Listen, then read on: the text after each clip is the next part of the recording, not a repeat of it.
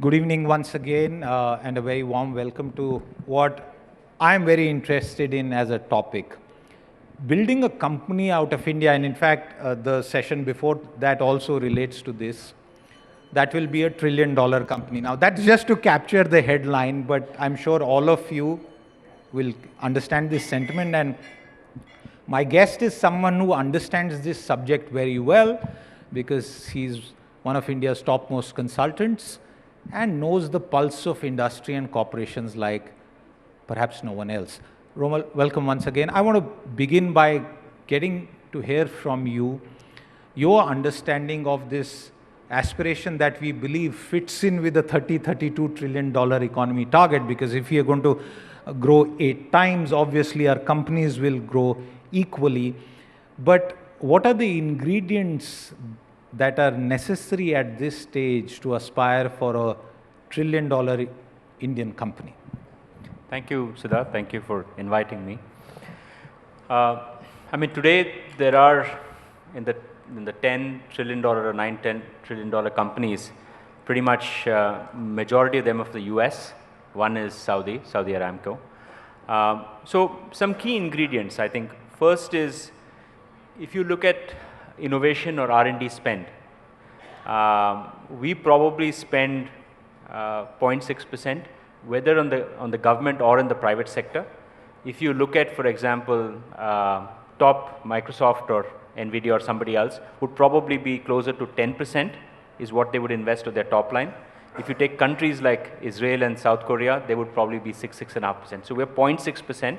Even China would be about 3.5, 3.6%. So one, I think, is clearly R&D and innovation, I think, spending. Second, my view is also in terms of product and platform plays.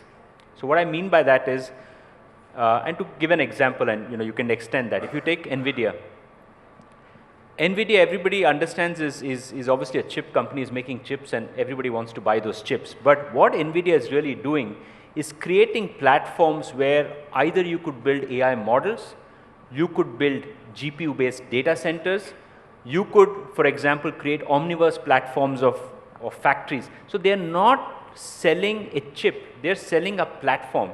And that's what is really causing the valuation. It's not just the chip, right? So I think that is the second thing which I think is extremely important. Third is branding is extremely important. If India decides to be a $1 trillion company only for India, it's not going to happen. India has to do for India, and India has to do for the world. So I think branding is very essential, right? So if what we've created with UPI, with great branding, can it become that tool across the world, right, and not just across a few countries? So I think that is the one that I would say is important. Fourth is also the global south as a market. You have to look at the upper value chain everywhere, but also you have a 5 billion population in the global south, and something that the Prime Minister and everybody else has also been talking. It's a big market, but it's not tapped. And of course, per capita income and others are also lesser, right? If that is an area also we look at, then these are some aspects of creating a $1 trillion company.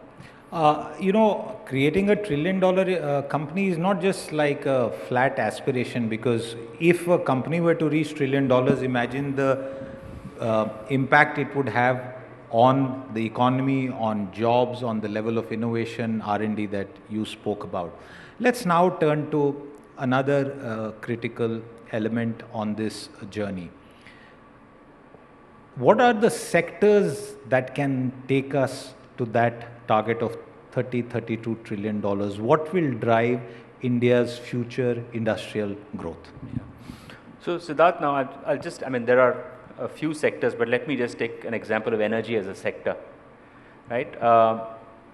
The energy needs of the world, with now what's happening with just AI and Gen AI that is coming in, is probably going to be more than 10 or 20 times more than the current energy level.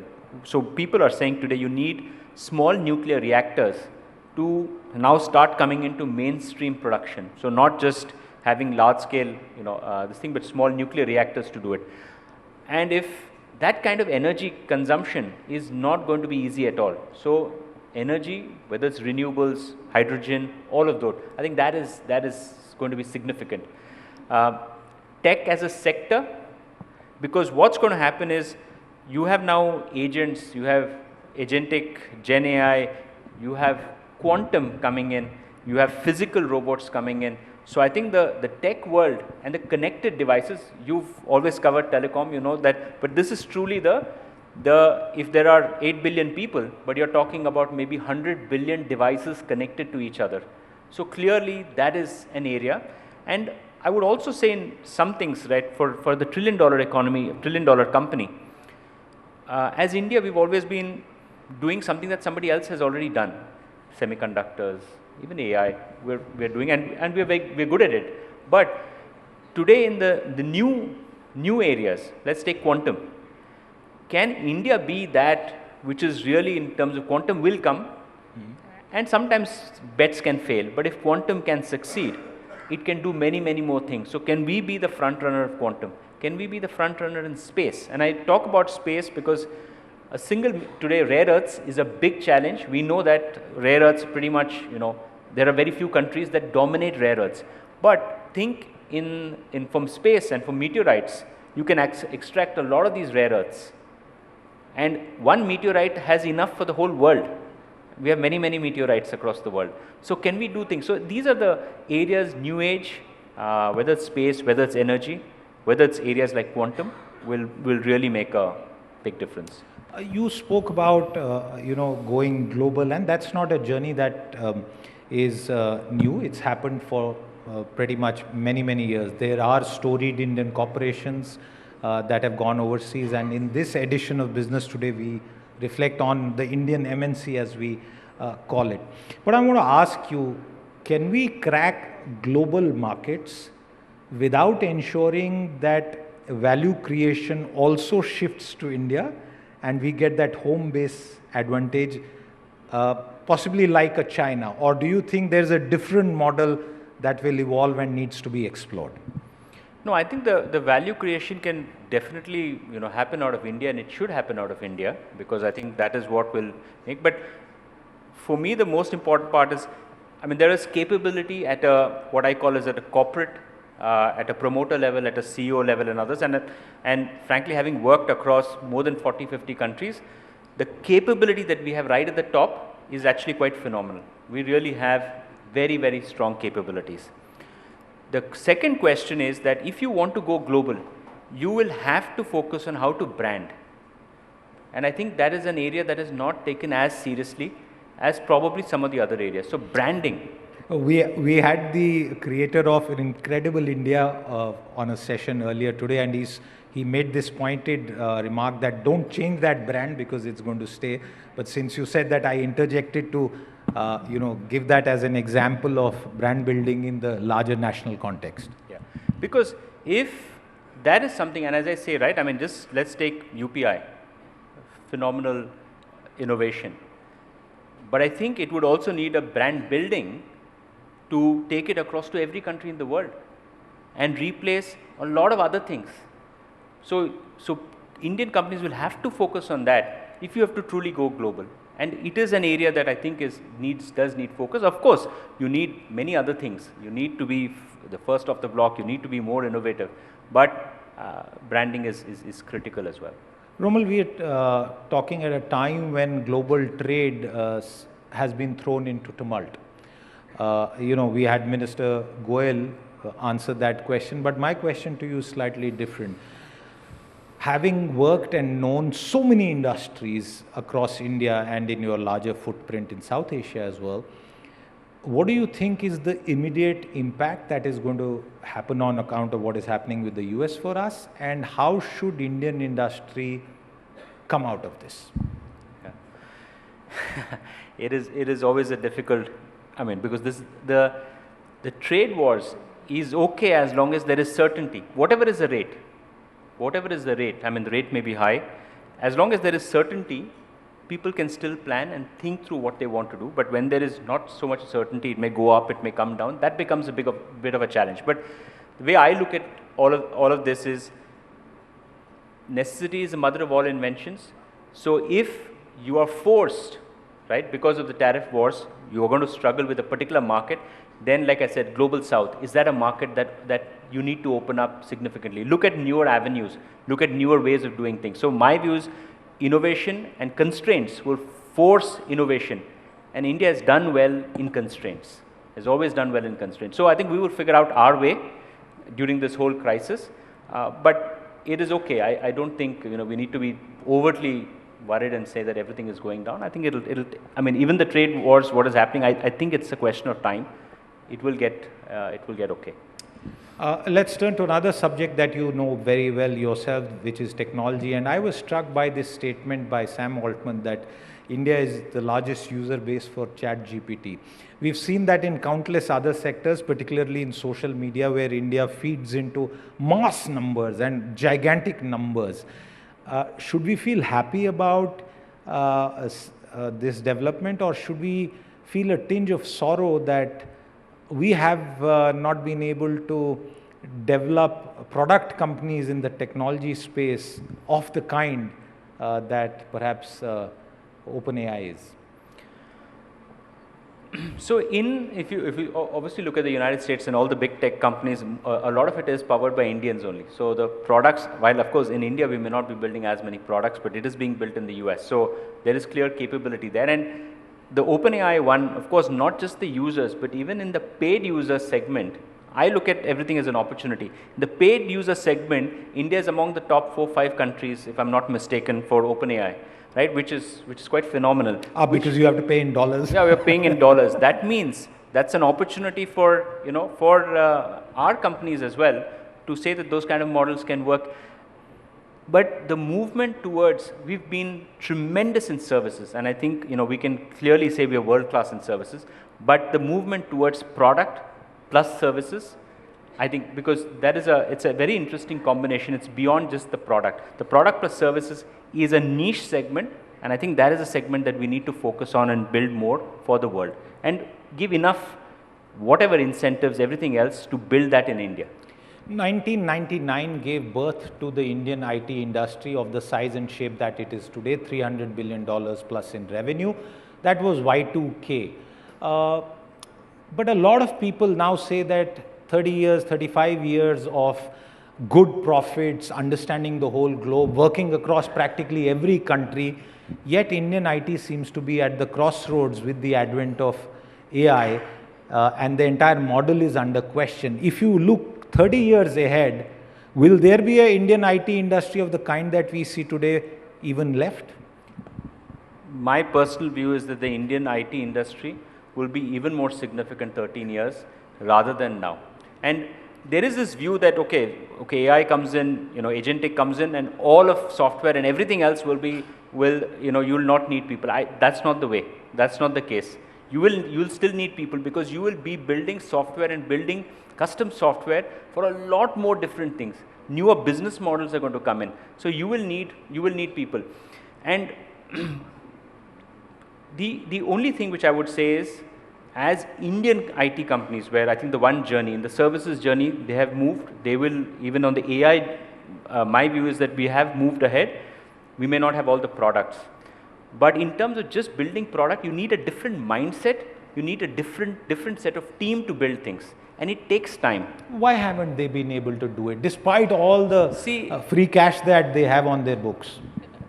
If you've seen the kind of growth that we've had, we've continuously had growth for year on year, right? And when you have that kind of growth, your focus is to say, okay, where are we growing, and to continue there. Now, these take time, and it's not that the companies have not built products. They have built products. Some of them are reasonably successful as well. But these take over a period of time. But our mindset is very different for a product and a services company. That's a very important point, and why I asked you this was because I'm connecting back to our topic of a $1 trillion company, because when I asked myself what could possibly be a $1 trillion company, it can't be a commodity company, it can't be an oil company, we don't have that, not a gold mining company. I thought that the answer would be an IT company, but there is serious doubt in many good analysts about the future of Indian IT. Should we be very pessimistic, or? No. The base programming skills, the base logic skills of building something is in India compared to anywhere else in the world. So as I said, it is not, even with agentic, it is not that all coding will stop, right? Of course, it will fast track things. But like I said, I mean, I give this example. You take drones, right? Drones are going to do everything. They're going to deliver groceries. They're going to deliver medicines. They're going to do surveillance. They're going to be in war. They're going to be in agriculture. Just think, a million drones in a city has to be managed. Somebody has to do air traffic control, right? Who will do the air traffic control? And what are the kinds of obstacles that will come in? So you will need newer business models, newer kinds of areas that will come in. So Indian IT companies, and where are the STEM graduates? So are there STEM graduates in other countries to build these? But hundreds and thousands of STEM graduates don't have jobs today in India. But you have to look at it in the proportion of our population, right? And more and more, as more and more, you get connected devices, more and more things in healthcare and, everywhere else where they're going to come in, you will need now newer skills, and people have to repurpose. So the old existing skills may not apply, but in every revolution, there hasn't been a revolution where the jobs actually, even AI, as per certain studies, contrary to whatever has been studied, every induction of an AI in terms of any large models has generated 1.8 more jobs. So it's not necessary that we've got to be pessimistic about Indian IT industry, definitely not. Do big companies and their owners, chairmen, promoters, MDs lack ambition for new technology? Because that's also a criticism that many people make, that despite having such large cash reserves, why isn't company X, Y, Z saying, okay, here you go, I'm going to put $2 billion behind trying to do a foundational model in India? No, I think like I said, having worked with the promoter class as well, I think we've got some phenomenal promoters. I think there is also risk capital. The risk capital in the US is probably a lot more, the ability to take a lot more risks. I'm not saying that we don't have it, but that's an area where we need to do, because you will fail. The idea is you will fail many times, but if one clicks, because when you look at Google, a lot of people talk about, 4 or 5 things that they're really good at, but there are like 25 things that they actually failed, and they invested tremendous amount of money, which they failed. So I think that risk capital to wait and make things happen is something that we need to push harder. Who needs to push that, Romal? Promoters need to push harder. Government needs to take out money as well, because you need to put in money, and you need to invest, because that's the only way it can happen. Would it be fair to say that the stock markets and investors should punish a company that has too much cash on its balance sheet? Should probably, nobody should punish anybody if I had my way, but should definitely see that how much are they investing in innovation. I think that, and how many times have they failed? It is okay. It's very important that it is okay to fail, and I think that is because only then will some real serious innovation come out. Okay, so you're saying celebrate failures and don't put people in jail who may have had business failures. Oh, yeah. That is an extremely wrong thing, yes. Okay, we have just some time left on the session. I want to turn to today's generation of entrepreneurs. And when you see these young entrepreneurs, many of them I'm sure come and do business with you, you teach them and you learn from them. What is different from the earlier generation of promoters, let's say 20, 30 years? Let's say the post-91 generation of promoters, entrepreneurs versus today's class. See, I think, it's like this. People say you have to compare, Sachin to Sunny, and now to, of course, Shubman or whoever. He's let on to a secret, but he is one of the most die-hard cricket fans that I know in corporate India. So I still love Sachin, right? So it doesn't matter if Shubman comes in. They're all different at different points of time. There were different kinds of leadership required. A lot more constraints were there. But what I'll tell you about the new age promoters or new age young kids who are coming out is to challenge the status quo in terms of, can I do this? It has not been done, never been achieved. I'll give you an example. Somebody is trying to do something where India loses 28% of their food items, vegetables, fruits and others, perishable items, because we don't have micro cold storages across the country. Now somebody has built which is neither solar, neither a fridge, neither works on electricity, just works on fluids to store at a rock bottom price. It has never been done before. that is something that I see a lot more where never done before anywhere in the world, to say that, oh no, it's somewhere somebody has done, we have to copy it or we have to do better than that, to say I'll create something that has never been done before. And I see that in a lot of young folks, and which is fantastic.